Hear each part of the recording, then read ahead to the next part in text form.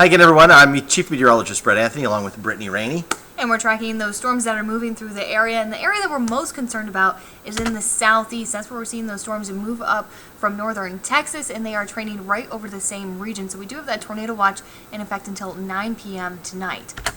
Yeah, and down near the southeast is what you were talking about. In fact, there is a tornado warning as of about 6 o'clock, and that was just south of Pittsburgh County. So Brittany Rainey and I will be watching that as the night goes on. But just look at all that rain, and look all the way down to Dallas. There's more coming up from the southwest, and these waves of energy that keep coming up.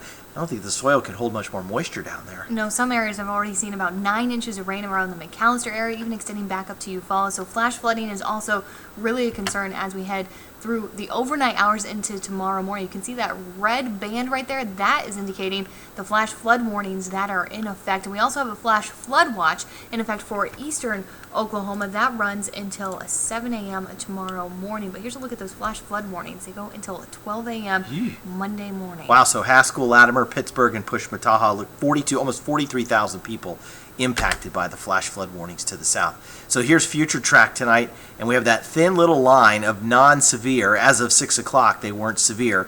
I'm not sure we're going to get any severe storms out of that. The chance is low.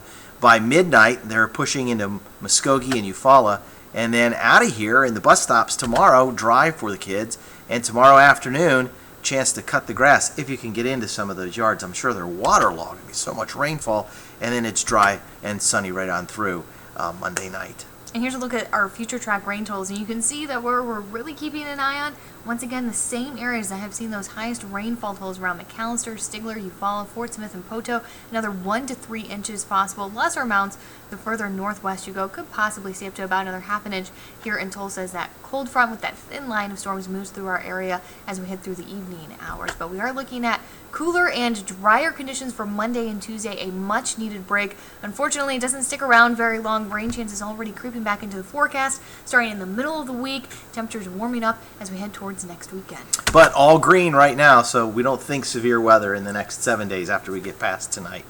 Thanks for checking KJRH.com for the latest weather updates. I'm Chief Meteorologist Brett Anthony, along with Brittany Rainey.